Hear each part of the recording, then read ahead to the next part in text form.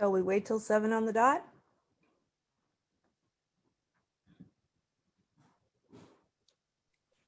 I have 6:59. Me too.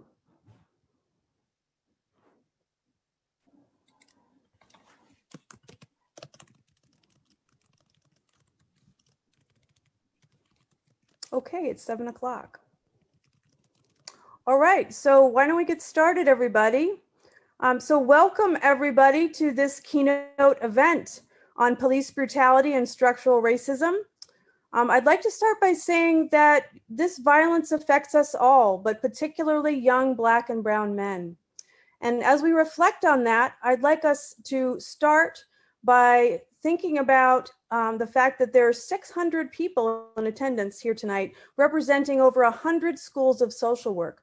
And let's start by doing something all together. Let's start with a moment of silence in honor of those affected by their interactions with police, including those who've lost their lives in such interactions. So please join with me for a moment of silence all together.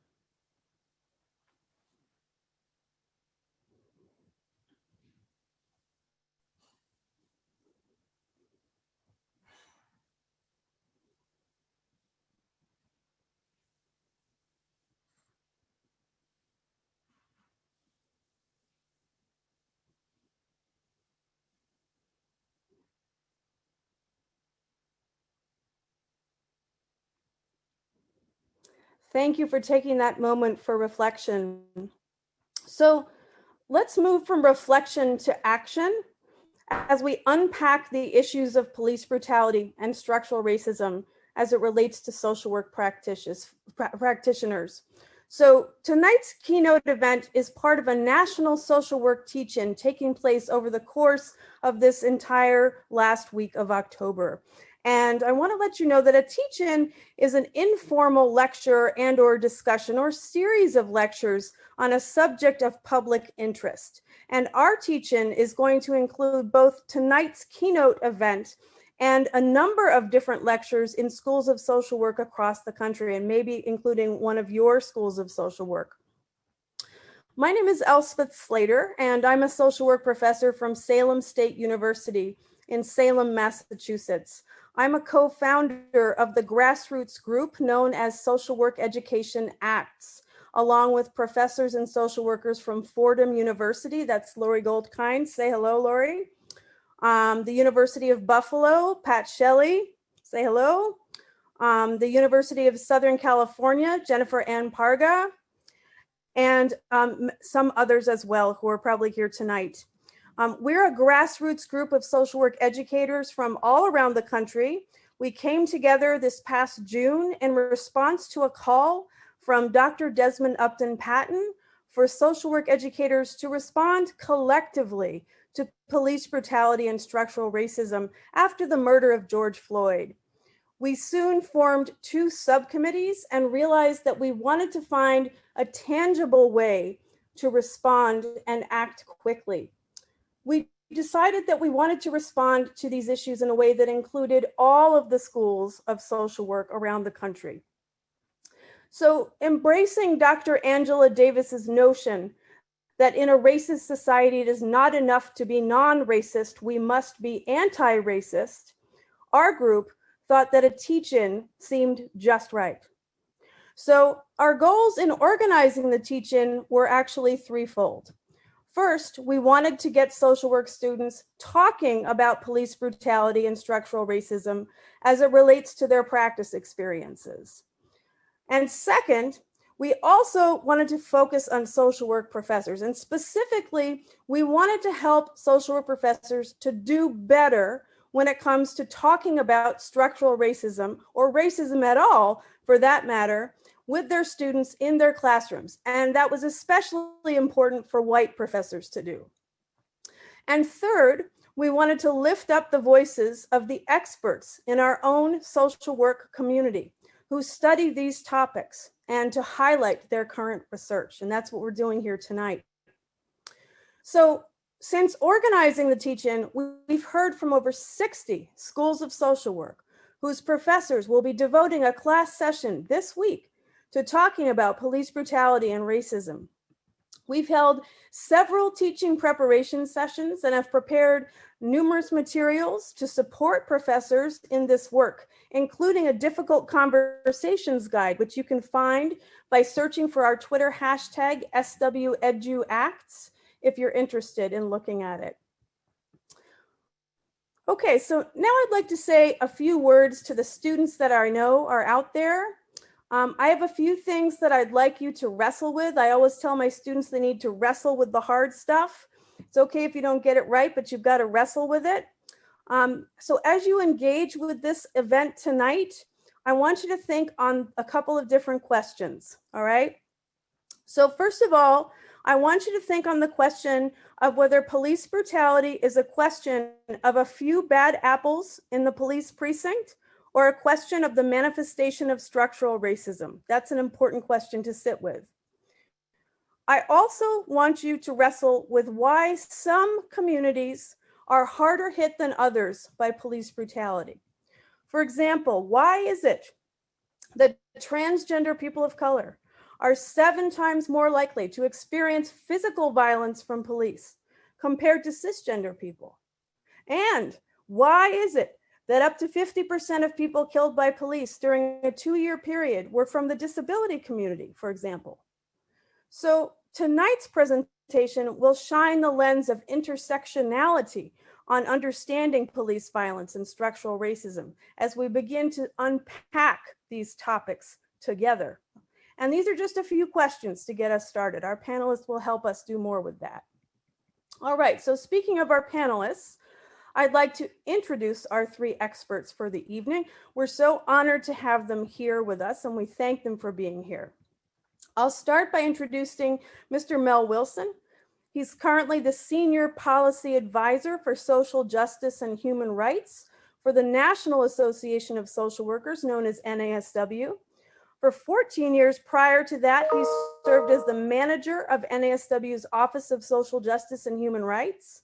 And during that time, Mr. Wilson was NASW's lead person for social justice policy and legislation, covering priorities that related to immigration, political justice, criminal justice, and juvenile justice, among other areas.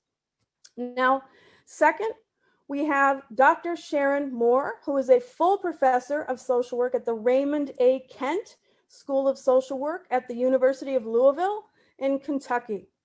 She's authored numerous journal articles and textbooks on issues related to police shootings of Black males, the plight of African-American adolescents, and the role of the African-American church in community empowerment. And third, we have Dr. Tina Sacks, who is an assistant professor at the University of California at Berkeley's School of Social Welfare. Her scholarly interest is racial inequities in health, social determinants of health, and poverty and inequality, with a focus on the ways that macro structural forces, including structural discrimination and immigration, affect health. And her work has also explored social work perspectives on police violence. And finally, I would like to introduce tonight's moderator, Dr. Desmond Upton Patton, who is Associate Dean for Innovation and Academic Affairs and founding director of the SAFE Lab and co-director of the Justice, Equity, and Technology Lab at Columbia University School of Social Work. He's a leading pioneer in the field of making artificial intelligence empathetic, culturally sensitive, and less biased, as well as being an expert on social media, artificial intelligence, empathy, inclusion, and gun violence. So Dr. Patton will guide us through the rest of the evening, and I turn it over to you. Thank you very much. Thank you so much, and good evening. Excuse me, I have a cold, so if I sound like I have a frog in my throat, I do. I'm so very excited to be with you all this evening, but I'm also saddened by the reasons why we are coming together, in particular, under the situation of yet another Black man that has been murdered in Philadelphia, allegedly by the Philadelphia police. Before we get started, I just have to share a very quick story. You know, I had been dismayed by yet another murder, and I put this tweet out to the community that I'm a part of. And the first person that I heard from was Jen Parga. And I remember our exchange so vividly because she's like, I'm so excited. I want to help. I want to do things. And my response was, I actually think that white people should get together and do something. And she said, okay. And then she formed a group of white women to bring us here tonight. And so it just reminded me of why I'm in social work and the importance of the community that we have together.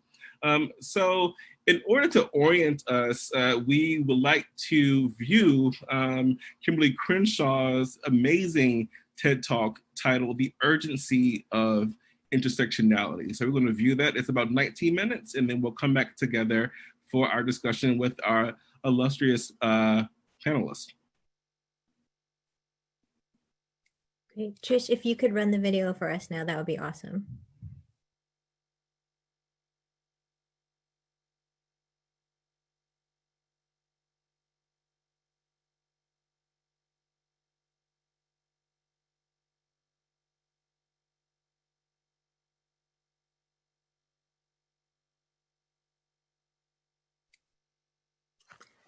Trish, I don't think we have your audio.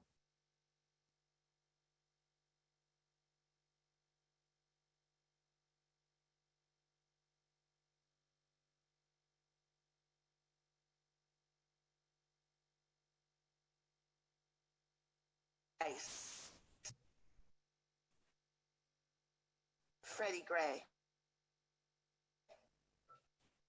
So those of you who are still standing, I'd like you to turn around and take a look. I'd say half to most of the people are still standing. So let's continue.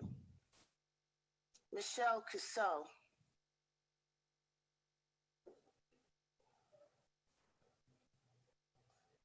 Tanisha Anderson. Ara Russer. Megan Hockaday.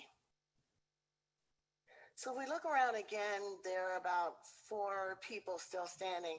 And actually, I'm not going to put you on the spot. I just say that to encourage transparency, so you can be seated. So those of you who recognize the first group of names know that these were African Americans who've been killed by the police over the last 2.5 years. What you may not know is that the other list is also African Americans who have been killed within the last 2 years. Only one thing distinguishes the names that you know from the names that you don't know: gender.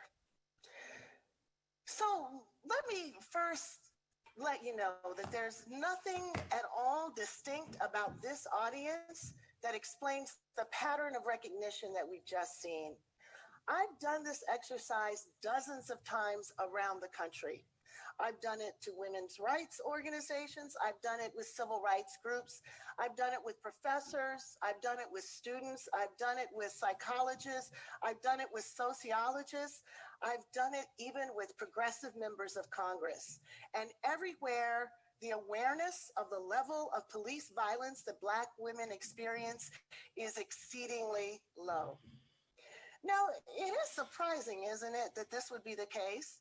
I mean, there are 2 issues involved here. There's police violence against African Americans, and there's violence against women. 2 issues that have been talked about a lot lately.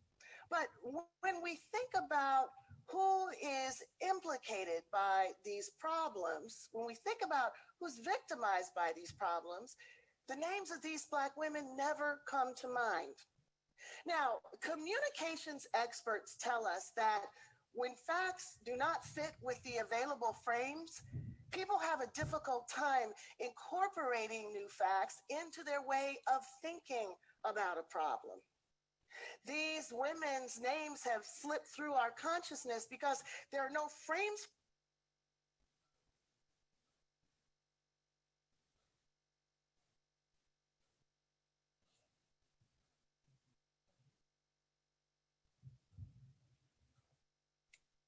for us to see them, no frames for us to remember them, no frames for us to hold them. Trish, sorry for interrupting. We lost your video. Reporters don't lead You lost them. it?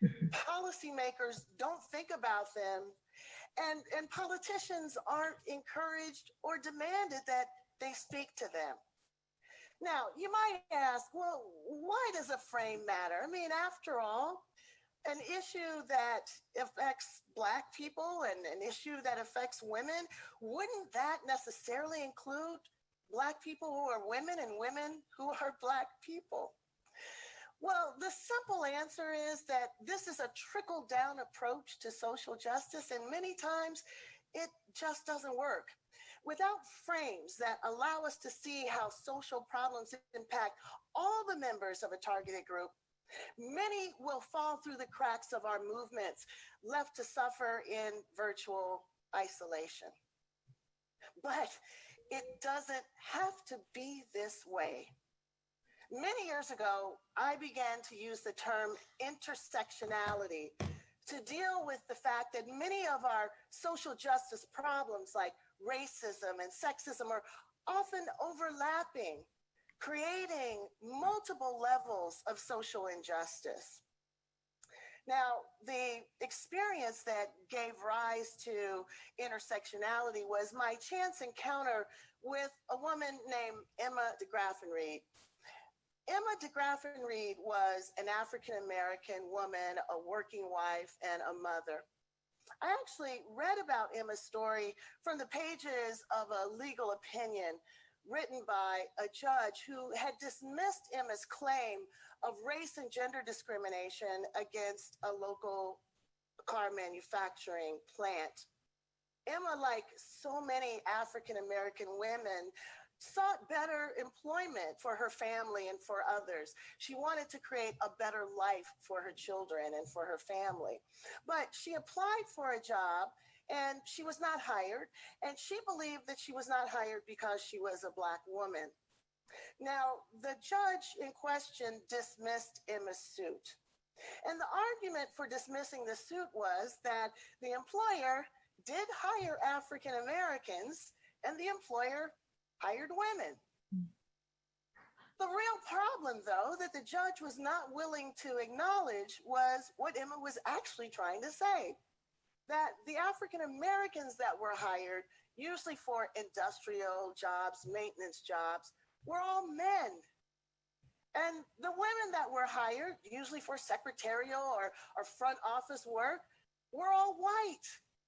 Only if the court was able to see how these policies came together would he be able to see the double discrimination that Emma DeGraffenreid was facing. But the court refused to allow Emma to put two causes of action together to tell her story because he believed that by allowing her to do that, she would be able to have preferential treatment. She'd have an advantage by being able to have two swings at the bat when African-American men and white women only had one swing at the bat. But of course, neither African-American men or white women needed to combine a race and gender discrimination claim to tell the story of the discrimination they were experiencing. Why wasn't the real unfairness law's refusal to protect African-American women simply because their experiences weren't exactly the same as white women and African-American men? Rather than broadening the frame to include African-American women, the court simply tossed their case completely out of court. Now, as a student of anti-discrimination law, as a feminist, as an anti-racist, I was struck by this case. It felt to me like injustice squared. So first of all, Black women weren't allowed to work at the plant. Second of all, the court doubled down on this exclusion by making it legally inconsequential. And to boot, there was no name for this problem. And we all know that where there's no name for a problem, you can't see a problem. And when you can't see a problem, you pretty much can't solve it. Many years later, I'd come to recognize that the problem that Emma was facing was a framing problem. The frame that the court was using to see gender discrimination or to see race discrimination was partial and it was distorting. For me, the challenge that I faced was trying to figure out whether there was an alternative narrative, a prism that would allow us to see Emma's dilemma, a prism that would allow us to rescue her from the cracks in the law, that would allow judges to see her story. So it occurred to me, maybe a simple analogy to an intersection might allow judges to better see Emma's dilemma. So if we think about this intersection, the roads to the intersection would be the way that the workforce was structured by race and by gender. And then the traffic in those roads would be the hiring policies and the other practices that ran through those roads. Now, because Emma was both Black and female, she was positioned precisely where those roads overlapped, experiencing the simultaneous impact of the company's gender and race traffic. The law is like that ambulance that shows up and is ready to treat Emma only if it can be shown that she was harmed on the race road or on the gender road, but not where those roads intersected. So what do you call being impacted by multiple forces and then abandoned to fend for yourself? Intersectionality seemed to do it for me. I would go on to learn that African American women, like other women of color, like other socially marginalized people all over the world, were facing all kinds of dilemmas and challenges as a consequence of intersectionality, intersections of race and gender, of heterosexism, transphobia, xenophobia, ableism. All of these social dynamics come together and create challenges that are sometimes quite unique. But in the same way that intersectionality raised our awareness to the way that Black women live their lives, it also exposes the tragic circumstances under which African American women die. Police violence against Black women is very real. The level of violence that Black women face is such that it's not surprising that some of them do not survive their encounters with police. Black girls as young as 7, great-grandmothers as old as 95 have been killed by the police. They've been killed in their living rooms, in their bedrooms. They've been killed in their cars. They've been killed on the street. They've been killed in front of their parents, and they've been killed in front of their children. They have been shot to death. They have been stomped to death. They have been suffocated to death. They have been manhandled to death. They have been tasered to death. They've been killed when they've called for help. They've been killed when they were alone, and they've been killed when they were with others. They have been killed shopping while Black, driving while Black, having a mental disability while Black, having a domestic disturbance while Black. They've even been killed being homeless while Black. They've been killed talking on the cell phone, laughing with friends, sitting in a car reported as stolen, and making a U-turn in front of the White House with an infant strapped in the backseat of the car. Why don't we know these stories? Why is it that their lost lives, don't generate the same amount of media attention and communal outcry as the lost lives of their fallen brothers. It's time for a change. So what can we do? In 2014, the African American Policy Forum began to demand that we say her name at rallies, at protests, at conferences, at meetings, anywhere and everywhere that state violence against Black bodies is being discussed. But saying her name is not enough. We have to be willing to do more. We have to be willing to bear witness to the often painful realities that we would just rather not confront. The everyday violence and humiliation that many Black women have had to face. Black women across color, age, gender expression, sexuality, and ability. So we have the opportunity right now, bearing in mind that some of the images that I'm about to share with you may be triggering for some, to collectively bear witness to some of this violence. We're going to hear the voice of the phenomenal Abbey Dobson. And as we sit with these women, some who've experienced violence and some who have not survived them, we have an opportunity to reverse what happened at the beginning of this talk, when we could not stand for these women because we did not know their names. So at the end of this clip, there's going to be a roll call. Several Black women's names will come up. I'd like those of you who are able to join us in saying these names as loud as you can, randomly, disorderly.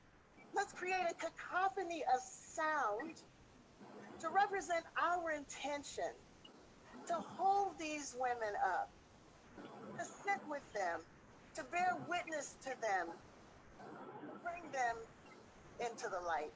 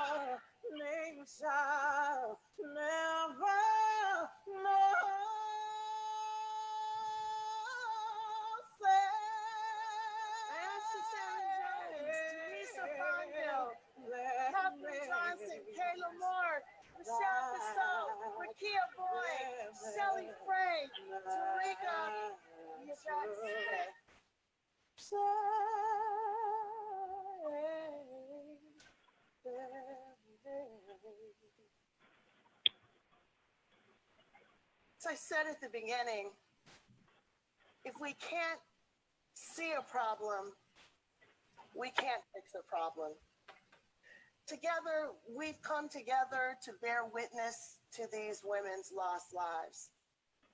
But the time now is to move from mourning and grief to action and transformation. This is something that we can do. It's up to us.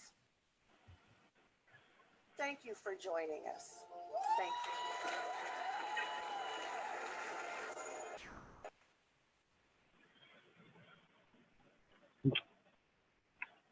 And Breonna Taylor. And Breonna Taylor.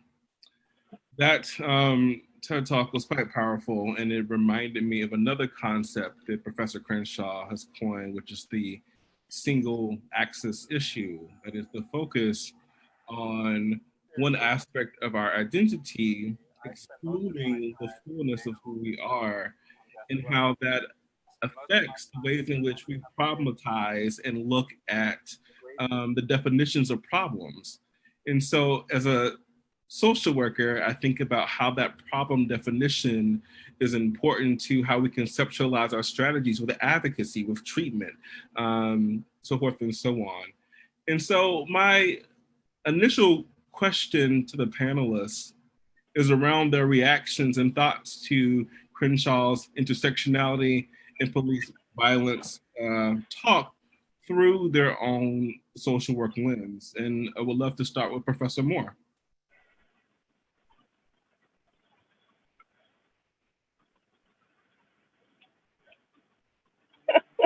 Come on, Dr. Moore.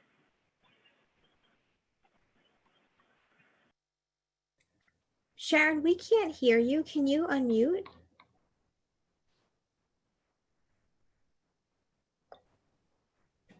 Okay, we're gonna come back to Professor Moore, Dr. Moore. Can you hear me now? Yes, thank you. Okay, thank you. All right. I certainly, again, thank you for the invitation to present. And I thought that Dr. Crenshaw presented a very powerful case for intersectionality and for how race and gender manifests itself. Although she used the example of unemployment, intersectionality is certainly something to be considered for all aspects of society. And she focused on, of course, police violence against Black women. And I'm here to say that that is nothing new. And just by way of a few statistics, the risk of being killed by police peaks between the ages of 20 years and 35 years for men and women for all racial and ethnic groups. And then Black men are about 2.5 times more likely to be killed by police over the life course than are white men. And Black women are about 1.4 times more likely to be killed by police than are white women. And Black women's, and including some of the research that I looked at, also considered Native Americans' experiences to say that they have the highest risk of being killed by police over their life course. So I just wanted to take just a minute, Desmond, if that's okay, to talk about the police violence against Black women and girls. And that transcends socioeconomic status. That happened in this, the history of that for our nation began when during the time of the transatlantic slave trade. And that continues, of course, to today. And so when we consider that history, we look at the lynchings and the rampant sexual violence, physical assaults, and the criminalization of Black womanhood and of girlhood. So when you converge these things with anti-Black racism and sexism in the United States, you have a very violent history and too often fatal force that happens by police against Black women. So I think one of the things one of the questions dealt with social work perspective as part of that. And I think that in order to really address police brutality, and I'm coming from the perspective of being a social work educator and really talking to social work educators, when we want to address police brutality of Black people, we have to first acknowledge the generational grief that exists within the Black population that germinates from the horrific experience of the chattel slavery system, and which resulted in the psychological emotional, physical, and spiritual trauma that resulted from that. And so I propose that Black Americans come from Africa, which is a rich country, although it's been marginalized historically. That continent has approximately 2,000 distinct ethnic groups and tribes and more than 100 dialects. And often, Desmond, I don't think that this gets discussed in our social work curriculum. So any counseling efforts that we have working with African American people and to address this issue of police brutality has to consider the immediate causal factors of violence against Black people and also the historical backdrop of this issue. And as a people, we grieve having been ripped from our African homeland, leaving behind family and friends, many of whom we'd never see again, being shackled and chained, forced to take on European names and relinquish our African given names.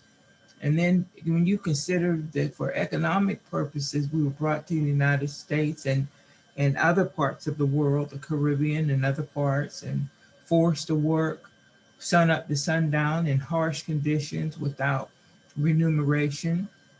We left our families torn apart from our family members, sold to other slave owners in different parts of the United States. And then again, this violence is not new because we were subjected to whippings and mutilation, having our bodies branded, enduring beatings, rape, and sodomy. And when we talk about that rape and sodomy, often in our curriculum, we don't say that that was against boys and girls as well as men and women. And we just survived deliberate attempts to modify, if not altogether, destroy our culture. So in addition to all of that, the historical narrative of our experience has often been so distorted that some readers of Black history, as it is presented from a Western perspective, would think that the era of slavery was not as terrible as it was recorded. And in some instances, such as in the current K-12 educational setting, that narrative has been omitted from history altogether. And so I say that, again, her presentation was very powerful, and certainly we can all look up the stats that are so undaunting in terms of how many of us are being killed by police. And that is historical in nature. It's not something that is new, but this has happened and been happening, been reoccurring and occurring to us throughout the history of our involvement here in the United States. Thank you so much, Dr. Moore. That was very, very enriching and historical. Really appreciate your response. Would love to hear from Dr. Sacks.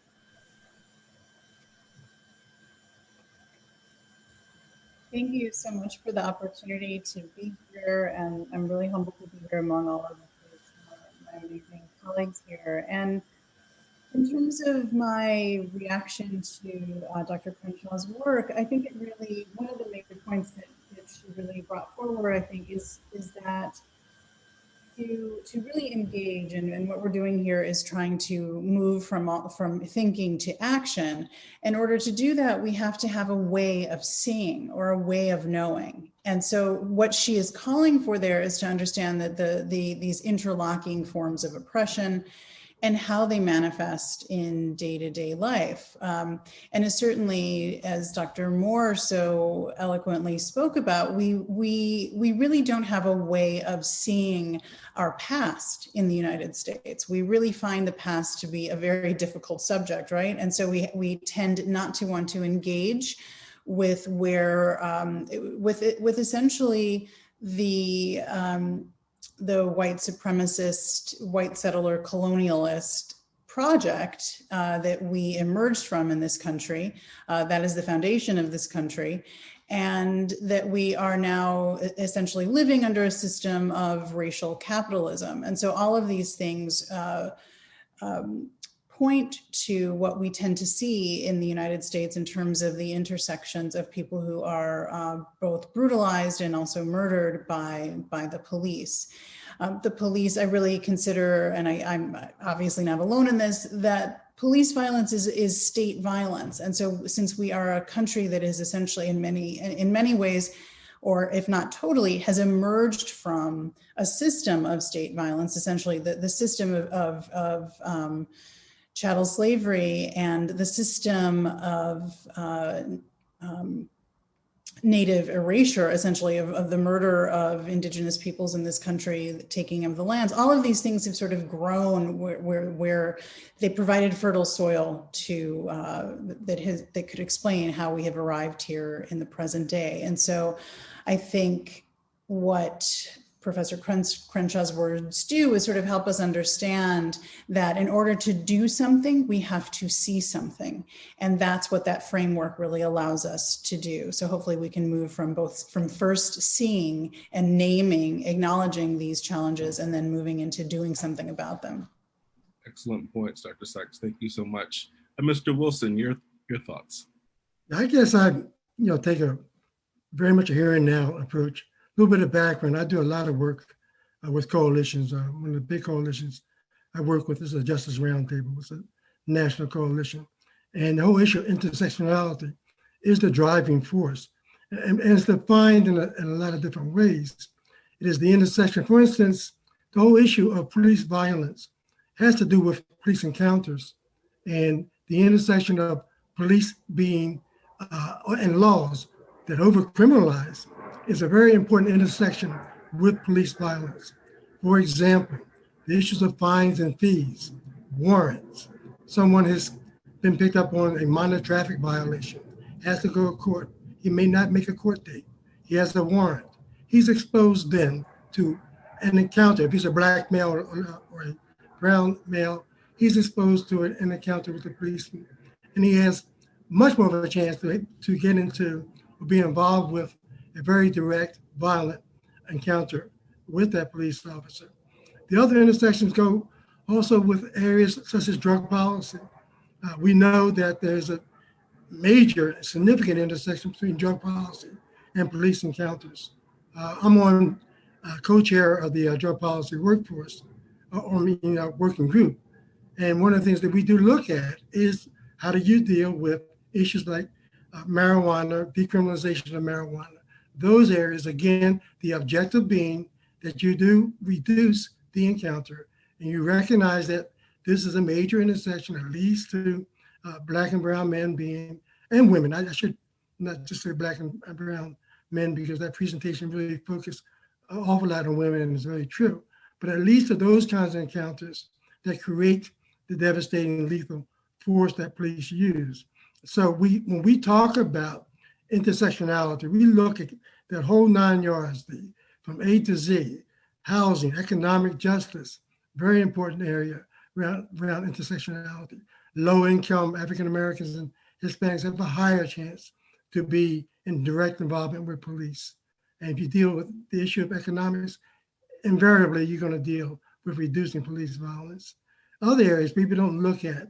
There's a term that's you may have heard, but it is gaining currency of crim-migration, the intersection of immigration and criminal justice. And within that intersection, we deal with those encounters, potential violence, potential brutality. So my point being is that the whole issue when we talk about intersectionality is a very applied policy approach, that you address all those areas that do intersect with police, with policing. And we want to expand that too, because sometimes when we say police, we think in terms of the local city police. We're talking about law enforcement. We're talking about customs. We're talking about the whole broad spectrum of law enforcement.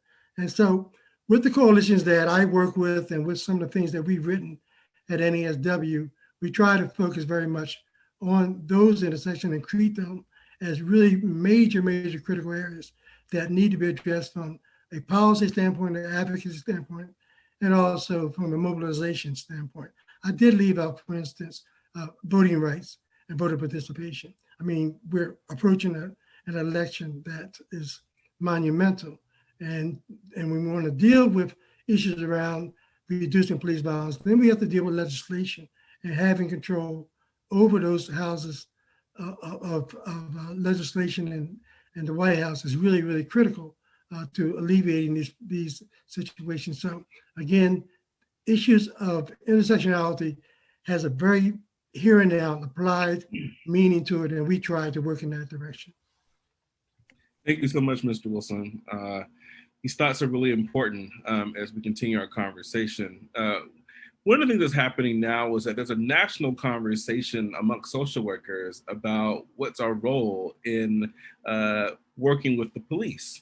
And there are several contentious conversations that are unfolding and many camps that are building, right?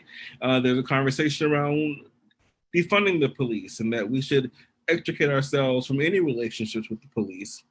There's an idea that social workers have an important role in working with the police, and that we can offer new frames, new ways of thinking that can be supportive and hopefully question some of the problematic behaviors that are currently unfolding. And so these are just a few of those conversations, but I'm really curious as to your perspective. In particular, do you think that the issue with policing in the US is one of structural racism, or are we just talking about a few bad apples? So I'll let anyone jump in there. I can start off. NASW is actually really grappling with this issue in a big way. We've formed through our chapters, about 40 chapters are part of this whole discussion, police and the issue of systemic racism. It is the bottom line, systemic racism. You just can't walk past that. It's there, and as was presented earlier by Sharon, just going all the way back to the beginning of African Americans being in this country as slaves. But one of the things that we certainly do need to look at is how do we deal with the culture of racism within the police departments themselves. I think there are 18,000 police departments across the country, and all of them have a culture. And that culture is also very much ingrained in a very racist approach to the communities that they serve. So part of our discussion, a lot of our discussion, is looking at, okay, you have to embrace that as being truth. And that the first approach is as best you can, and whatever weapons they have available to you, to break up that culture of racism within policing. Now, we've also, NASW, taken a position in terms of the issue of called police reform, is we have embraced the idea of reimagining the approach to policing, which includes reinvestment in behavioral health programs, with social programs, bringing social workers much more in some degree collaboration with police, but not as separate entities, not as part of the police departments. Good examples are programs out there that are responding as 911 responders. Many of you have heard of the CAHOOTS program, which is a national model, which is formed actually by social workers that receive and respond to 911 calls in collaboration with police, but not a part of the police department. So we have had awful lot of series of discussions at NASW's, done town halls on this topic and where to go with it, where do social workers fit with this. And you're right, within our membership, there is some polarization. There are folks who definitely believe in abolishing the police, and that's where they are, and they have an absolute right to that conclusion. Then it just goes to that range from that to do nothing. So, but it is a extremely important discussion going on.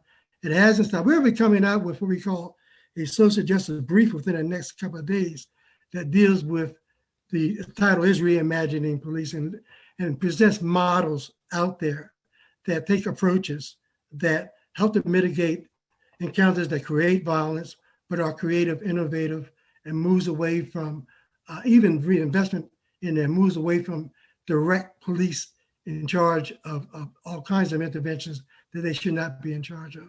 So that's where we are with it. Thank you. Any other thoughts?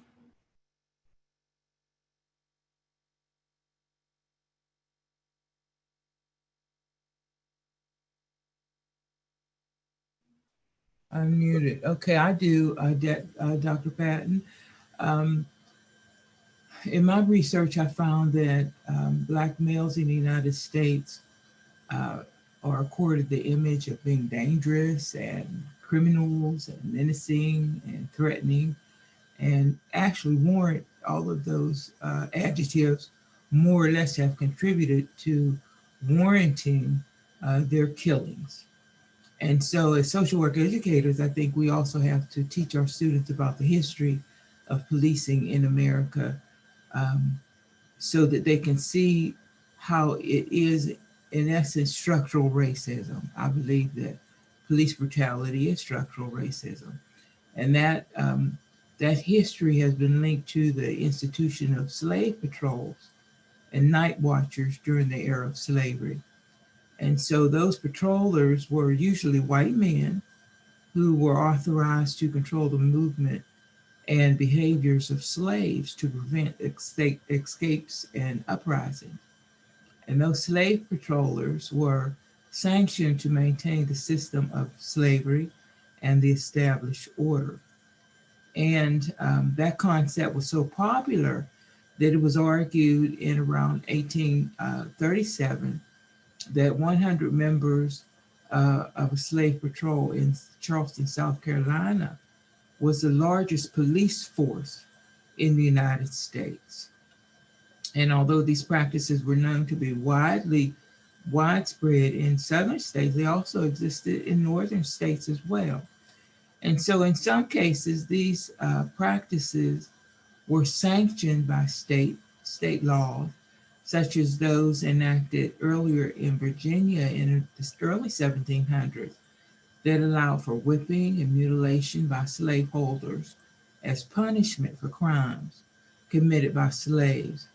And some of the students may not know that in around 1723, there was a Maryland law which allowed Africans who struck a white person to be punished by having their ear cut off.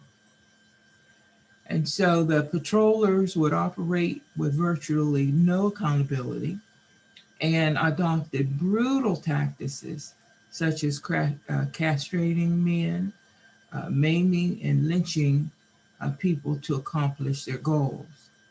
And when you consider the history of lynching in the United States, that became so widely used and such an effective tool for policing Black communities and depicting Black males as social problems, that from 1881 to about 1968, around 4,000 African-American people were recorded to have been lynched. 70% of those people were Black males. And the majority of Black males lynched were accused of violating a racial norm, such as breaking curfew or trying to escape or looking at a white woman. So there were very limited efforts by law enforcement or local governments to protect the rights and liberties of Black people. And so this history has emerged into what we now know as the police and law enforcement of the United States. The act of violence continued into the late 19th century, which was a period of marked emergence of formal police forces in various cities and counties here in this country. And so it's argued that the current institution of policing or law enforcement is the closest approximation of the extension of that social historical content that was rooted in the earlier days of racialized social control. It started out with the patrollers, the night watchers, and the patrollers. So researchers are looking at and arguing that the police departments, Mr. Wilson talked about those 18,000 that work independently and to some extent throughout the country, are actually reflections of the earlier social structures that were put into place within the larger white supremacy society context. Thank you so much, Dr. Moore. We're quickly approaching our Q&A time, but I have to ask this one last Oprah-style question, which is, do you support working with the police and embedding social workers with the police, or defunding the police? And we'll start with Dr. Sacks. Okay. Thank you, Dr. Patton. So I do feel this question actually allows me to make a couple of the points that I wanted to kind of jump in from the previous question. And I wanted to say that obviously for social workers, our history is quite fraught. And so this is something that we really need to take seriously in terms of many people, I think, come into the field of social work wanting to do good and to, we take adhere to a code of ethics, and we have a certain ethical value system that we are trying to uphold. That said, we have often been used as arms of the state and arms of that violence, arms of state sort of as a nice face on a very violent act, to carry out incredibly violent acts. And so I would say a couple of things to make the point about going from from our history, in which obviously, again, as Dr. Moore has laid out for us here, we know the history of policing in the United States. It emerged from the idea of slave patrols. The whole purpose of policing and the carceral apparatus was to control Black people in space, to control Black people's movements through physical space, and to control Black people's intrapsychic space in terms of what are people allowed to do? Can you wear your pants sagging? Can you say certain words? Can you wear your hair a certain way? You can trace a direct line from the way the country emerged to where we are right now. And so when you see what happened to George Floyd, there is really no possibility of thinking that the system did not function as it was intended. You cannot tell me that it was one bad apple that stood on that man's neck for 9 minutes while he begged for his mother. This is a system that conceptualizes Black people, trans people, all of the intersections therein, as literally outside of the human. And that kind of system cannot be reformed, as far as I'm concerned. That is why when we are thinking about what it means to, when we say abolish the carceral apparatus, and also as Mr. Wilson brought in very importantly here, the immigration apparatus that rips people away from their families, separates people. This is part of an overarching carceral apparatus that suggests that the way to deal with social problems is through imprisonment, through putting people in cages. And this is what Angela Davis has always said, putting people in cages does not disappear social problems. It disappears human beings. And if we rely on that same system to keep us safe, the reality is it only keeps certain people safe.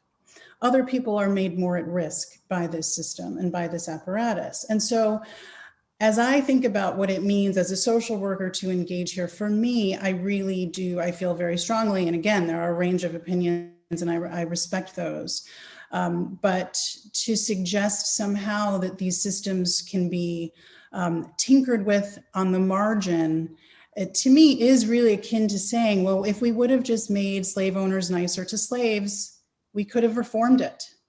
And sort of even thinking about that in that context, I think seems like an impossibility. So one closing thought is that when we are talking about defunding the police and we are talking about abolition, we are talking about trying to reimagine a society, particularly as social workers, in which the conditions in which people can thrive, those are the things that get money.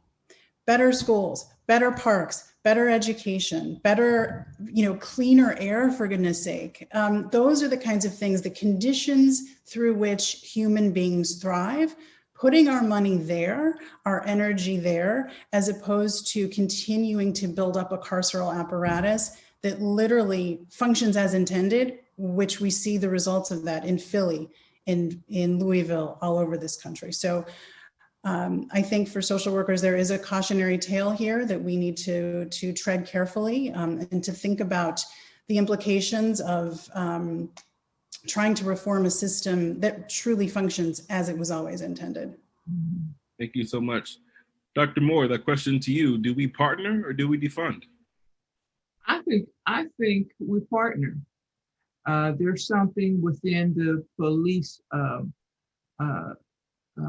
workings known as the 80-20 rule, meaning that a lot of their work focuses on service-related tasks, that's the 80%, and the other 20% is the crime fighting role that they play.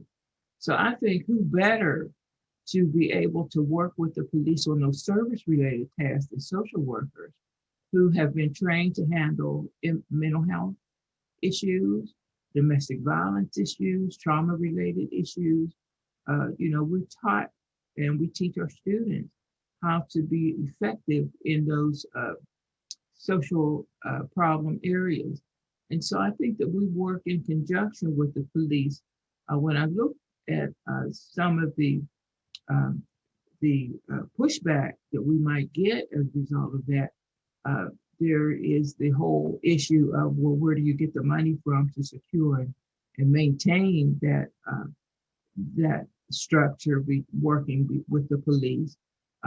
Some officers have said that they're concerned with the safety of the social workers while they're out on call with the police. And then where do you house the social work component of this within the police stations and in the various facilities?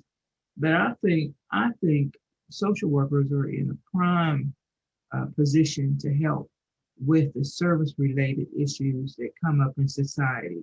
And I think to the extent that we could work with the police, we might actually see fewer people being killed as a result of some of the interactions that people have with police. Thank you.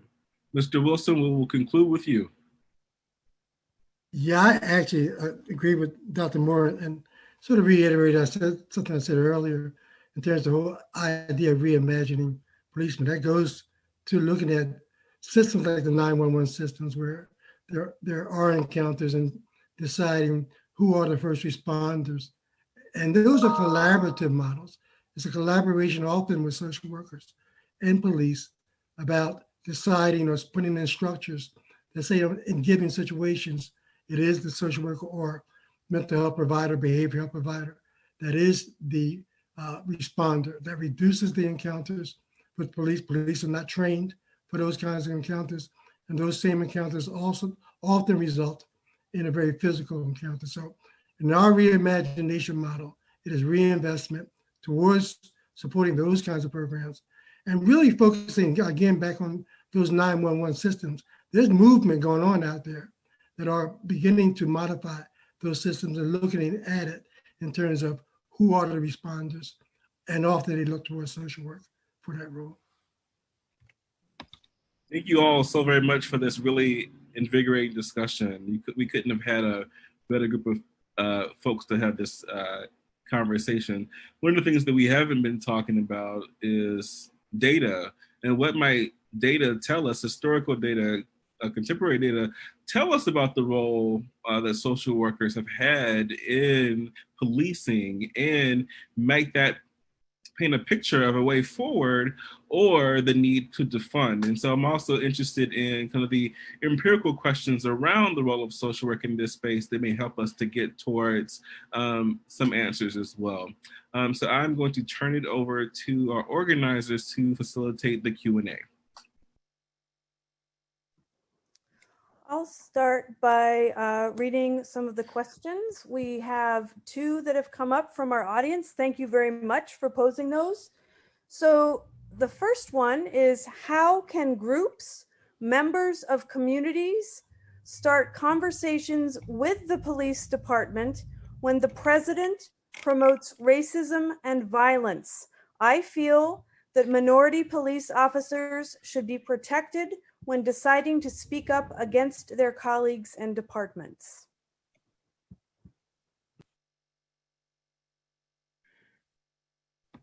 I'll take the first shot. One of the things personally I push in the work I do is you really got to be a part of collaborations and coalitions. Sometimes I hear us say, what can social workers do?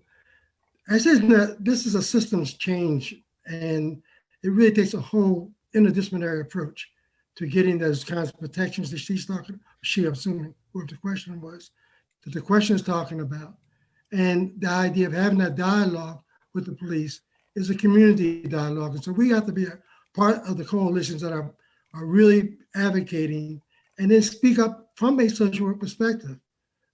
If you're a part of a coalition, you're not lost as a social worker. You just gain strength of that coalition. And it doesn't have to be a national coalition. It could be in a city or a state coalition. But I think that strength in numbers to have those dialogues about policy change and even about protecting whistleblower kind of protection, I think she's talking about for African-American policemen who may want to speak up.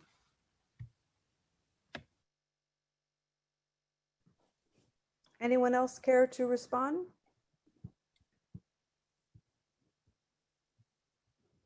Okay, our next question is, in the book White Rage by Dr. Carol Anderson, she describes systemic racism occurring across the ecosystems. What are your thoughts as they pertain to the denial of Black advancement, Black achievement, and Black aspiration in relationship to police brutality and reforming systems that were never designed to meet the needs of people of color?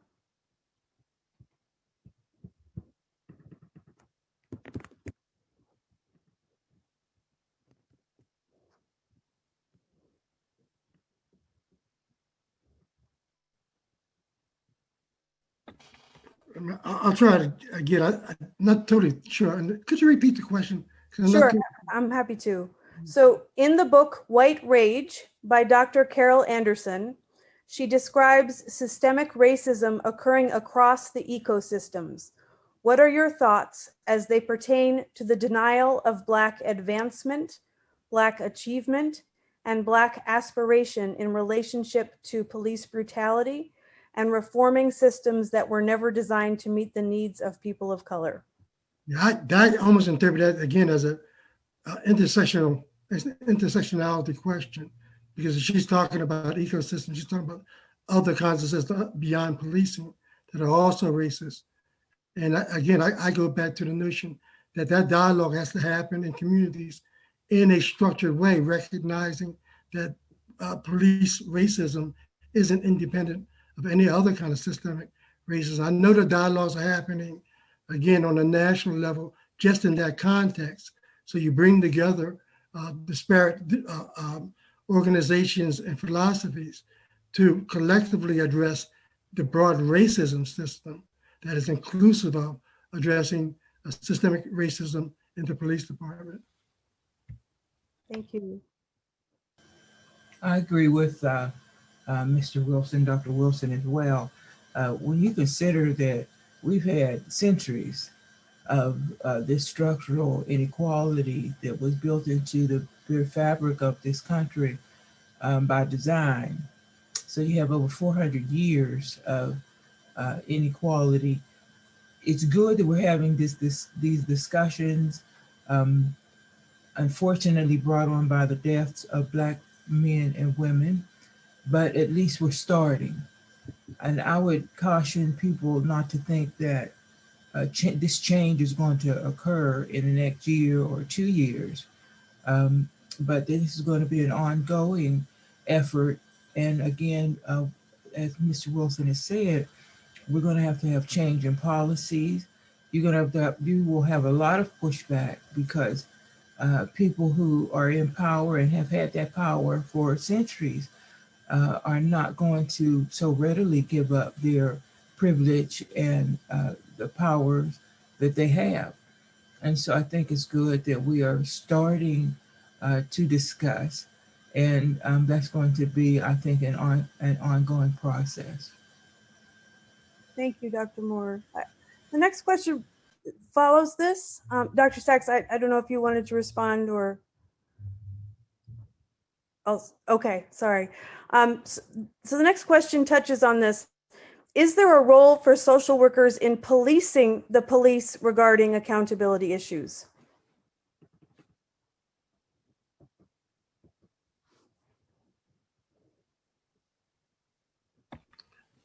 Yes, for sure. I mean, again, interpreting the question, social workers are involved with police oversight. And I mean, models go back for a long time about community programs that have for police oversight, and it doesn't exclude social workers for being involved with that kind of a process. I think their approach currently is that if there are going to be groups that are saying that the police reform requires some kind of civilian oversight, for sure social workers should be a part of that process. I go back to my other point, it's not simply social workers doing it in isolation. They should be a part of that process as part of the community and representing a very important aspect of that community in terms of our knowledge of service delivery, our knowledge of behaviors and all those things. But that's part of the dialogue, but an important part of oversight. We talk about 911 systems again, who can best talk about crisis intervention than social workers, so that oversight of those systems and those encounters, we have a very defined role, I think, in that process, and should actually be very aggressive in trying to be a part of those groups that have that oversight. Thank you very much. Dr. Sacks. I just wanted to weigh in on that as well, and to say that I think it's certainly important that social workers, we have the skills to provide the kinds of services that many people who are calling 911 really need: mental health crises, domestic violence or intimate partner violence situations, de-escalation. We absolutely have the skills oftentimes that are required and that could potentially provide a more kind of healing perspective, as opposed to, certainly when you send a police officer into a situation that's already volatile and that police officer has guns, I mean, it's a recipe for disaster, right? So I certainly could see a role for social workers there. In terms of oversight of police accountability, I think we also have to take into consideration the kind of power dynamic here, the power differential that social workers, we face in many different institutional settings, but certainly with police officers, I could imagine a situation in which, we might say, well, perhaps the situation should be handled differently or this way and thus and such. And I could imagine the police mightily pushing back against that, just given the kind of power differential that might be at play there. So just something else to consider. Thank you so much. A related question comes from the social work education camp. How is or can social work education guide us towards disrupting this dominant culture habit of punitive and violent policing of marginalized people? So we've talked about social work broadly in the community, but what about the social work education establishment in this work? Can I take a stab at that? Sure. I think that your question speaks to the difficulty of teaching about racial disparities and racism. What I have found is that people or students approach social work through their own lens, and then those lenses are influenced by what they believe about racial groups, which comes from what they've been taught to them about trusted loved ones, such as their family and their friends and their church and their community. And that what they've been taught is also reinforced by the current United States educational system. So many of, I have found that you get a lot of pushback sometime when you open up the conversation about race, because people become defensive for many different reasons, one of which I've said before at my institution is that because what many people know about race or believe about race comes from what they've been told by people who they love, then they take that as an affront to you're saying that those persons are wrong in what they believe relative to what they have taught the student. And I personally think that one of the best ways of teaching students is I like the approach of cultural immersion. And there are so many avenues for learning about differences that really our saying that we're ignorant towards differences is really no excuse. There are so many opportunities and so many ways that we can be creative as educators to teach students to develop learning activities, or students can get out into communities and spaces where people live and interact. So for instance, we can develop town halls, meetings on topical issues. And with the coronavirus, we can do that virtually now. We can have virtual focus groups that deal with racism and anti-racism work and police reform, et cetera, et cetera. So I think it's a wonderful opportunity for those of us who are, educators to be creative in ways that we can educate our students and expose them to difference. I just want to add to Dr. Moore's point, because I really like where she's going with this. Number one, I really think that we have to disrupt the social work class. And I think we thought that this combination of field education in the traditional classroom setting would be enough, and that the two would speak to each other. But oftentimes our students are in field placements where their way of thinking doesn't match what they're learning in the classroom. And our students are also very much interested in more practice-based engagement in the class. And so what might a new 21st century course look like for social work students? One of the things that we're doing at Columbia Social Work is that we founded the Action Lab, which is a new kind of laboratory space where students can practice advocacy on a host of issues, and one of them being police violence. And so here, students generate the topics of their interests. They work with each other to develop an advocacy plan and strategy. They collaborate with other students in the school and across the university. And now they're also engaging in national conversations with other social work students. And what we need to think about is how might we constitute that lab experience as a classroom experience? Should our students get credit?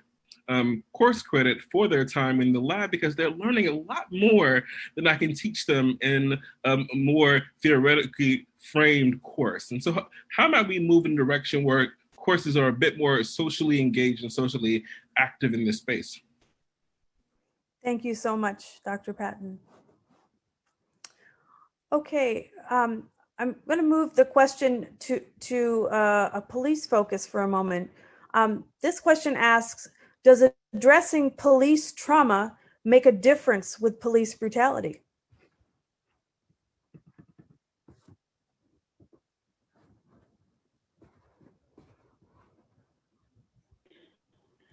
I can speak to that just very, very briefly. I don't have any data particularly about how that might work, but I would say that certainly from my own anecdotal experience, that there is an enormous amount of trauma that police officers face on the job, and that healing people from trauma and trying to address that trauma would go a long way toward healing their trauma, and that would be important.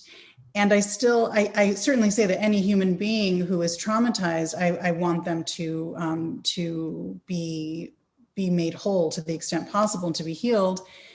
And I still would say that the police operate in many ways as the police are intended to operate, which is as an arm of state control and state violence. And so I don't necessarily know that healing that trauma would lead to different kinds of treatment of people on the street. Thank you, Dr. Sacks. Any other thoughts on police trauma? Elspeth? I want to, Yes. I'd like us to turn our conversation left a little bit. And so there's a question in the chat about what work do white social workers and social work students need to focus on in order to become a barrier to this kind of police brutality?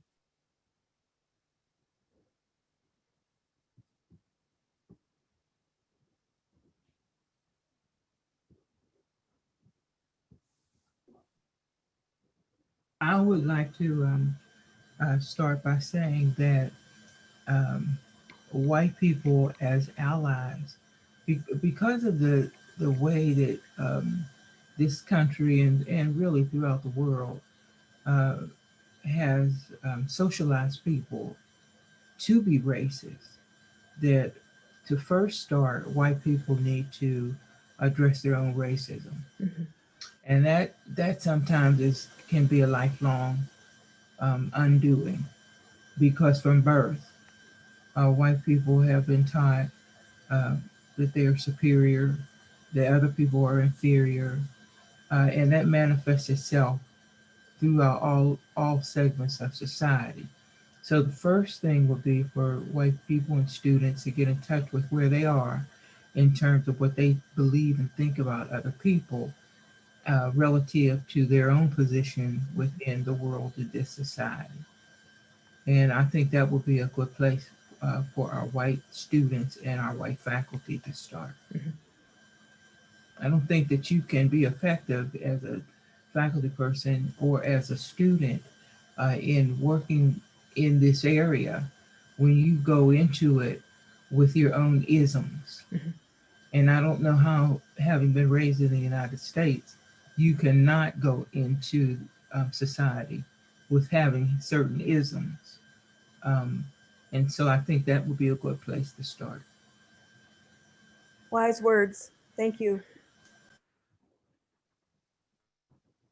My little respect, if I could go beyond, I'm not obviously not a professor and not on campus, but in the work that I do, especially in the coalition work, there are just many, many young white people who are involved with these issues, who are very active, who, to Dr. Moore's point, sort of got past or getting past and understanding their own cultural issues as being white, but at the same time, understand what the needs are and ready to commit in terms of policy change or different approaches.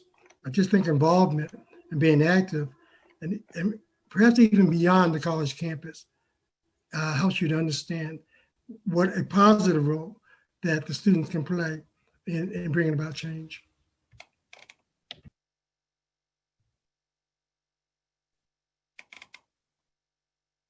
Dr. Sacks, before we move on, do you want to add to that question? Lori, do you have other questions you'd like to choose from? Yeah, sorry, I'm scrolling back up to my other questions. Sorry. So we have a question about the code of ethics that I thought would be also useful in this line of social work education. Should the NASW code of ethics be more inclusive or change, sorry, to be more inclusive and add more of these teachings of cultural awareness, humility, and so forth to the word competence? If so, how can we advocate that change? And what would that translate into in our social work programs? Let me speak to the code of ethics because I mentioned in the beginning that NASW has I call it a working group or committee, and of 40, at least 40 chapters. And that issue came up is our code of ethics and how can it begin to address those issues and to review it, especially around the language. There was a big discussion around even using of the term of cultural competence. Mm-hmm. And many folks have felt that is antiquated. It doesn't really address and get to what the real issues of racism about from a systemic standpoint, and that in our code of ethics, there needs to be a review of that particular paradigm and saying is cultural competence the way that we need to focus on? Should we broaden that to just, I don't know, systemic racism and some ethics around that? The person who's head of our code of ethics, Dawn Hobby, she is right now leading NASW on issue of racism and diversity. And so she would be a great person to reach out to get that response, because she's extremely active in, and there is a re-examination of the Code of Ethics on the same thing that the questioner is bringing up.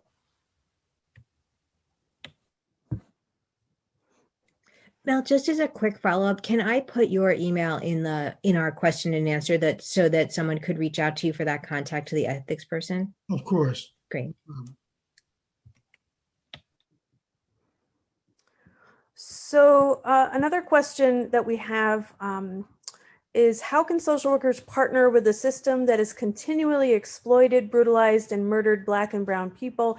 Is there a way to reform law enforcement to eradicate police brutality? What would that look like?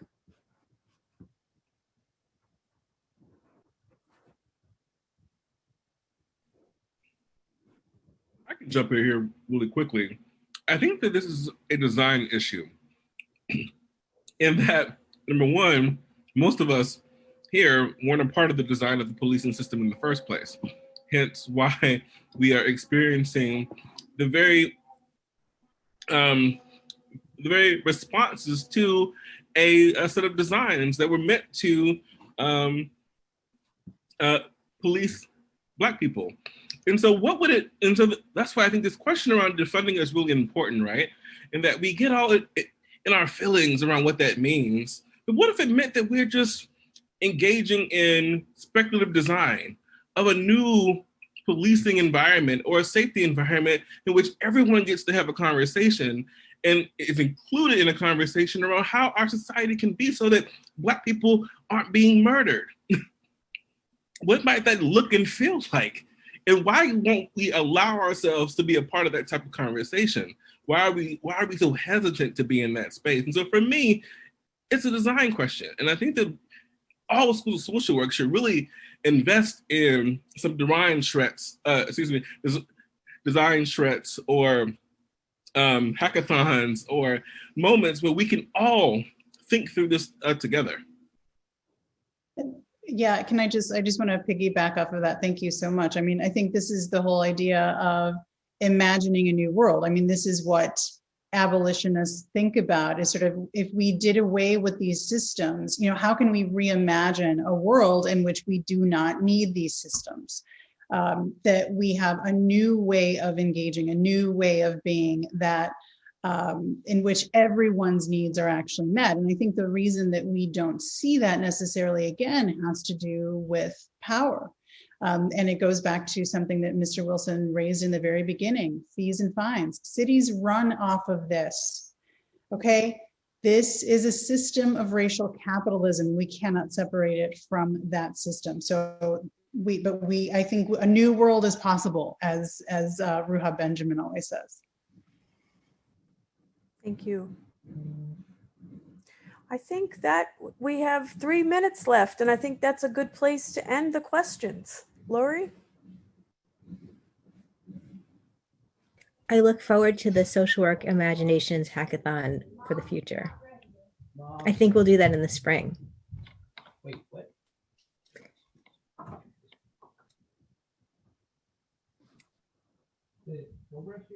Panelists, thank you for joining us. Last words before we let folks go for their evenings. I just want to say I just really appreciate having this opportunity to have this dialogue. I think that we really touched on a lot of good issues. And it is so important that students are beginning to get engaged with these issues as social workers. There's such a tremendous need for social workers to be a part of that broader community dialogue. And that if this leads to that, it certainly is worthwhile. So thank you for letting me be here. I'd like to say thank you for the invitation as well. And as we go forward, I would encourage our social work educators to really think about our curriculum and ways in which we can create anti-racism opportunities within our curriculum for our students going forward. I think this work will be ongoing. but it's so important and so critical because lives, lives are at stake. And so we need to take this as seriously as we can and try to come up with good models for anti-racism work within our social work curriculum. Thank you again for this opportunity. It was certainly a pleasure. And that's all. I just wanted to say thank you so much. I know we're right at the end, but yeah, thank you. Like we can do this a different way is possible. Thank you, everybody, for being here tonight. Thank you to the students and professors who showed up, and take this knowledge and do good work with it. Good night, everybody. Thank you, thank you, thank you. Good night. Good night.